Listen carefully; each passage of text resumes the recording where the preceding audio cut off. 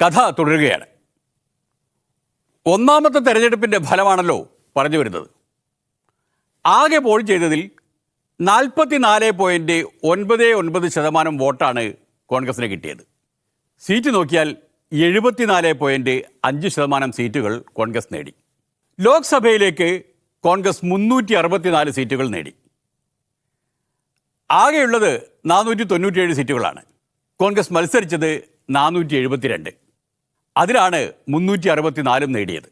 Socialist പാർട്ടിക്ക് 11% വോട്ടുകൾ ലഭിച്ചു.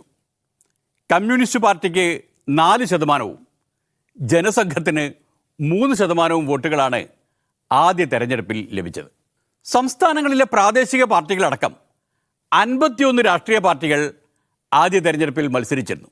അതിൽ 30 എണ്ണം പച്ച തൊടാതെ പോയി. 21 പാർട്ടികൾക്കാണ് പേരിനെങ്കിലും എവിടെയെങ്കിലുമൊക്കെ പ്രാതിനിധ്യം ലഭിച്ചത്. ആദ്യ തെരഞ്ഞെടുപ്പിൽ തകർന്നടിഞ്ഞു പോയത് സോഷ്യലിസ്റ്റ് പാർട്ടിയുടെ സ്വപ്നങ്ങളാണ്. ജവഹർലാൽ നെഹ്റുവിന് ശേഷം ആര് എന്ന ചോദ്യം അന്നേ ഉയർന്നു തുടങ്ങിയിരുന്നു. അതിന് നെഹ്റു പോലും കണ്ട മറുപടി ജയപ്രകാശ് നാരായൺ എന്നായിരുന്നു. ജയപ്രകാശ് നാരായൺ, JP.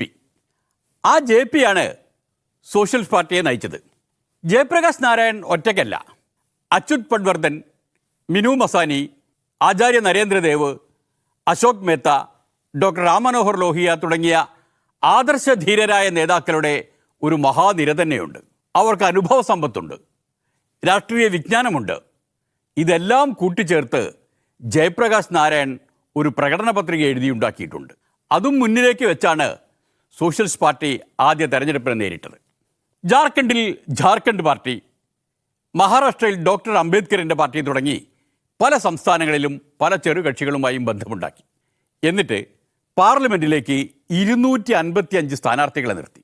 അതിൽ നിന്ന് 12 പേർ മാത്രമാണ് ജയിച്ചു വന്നത്.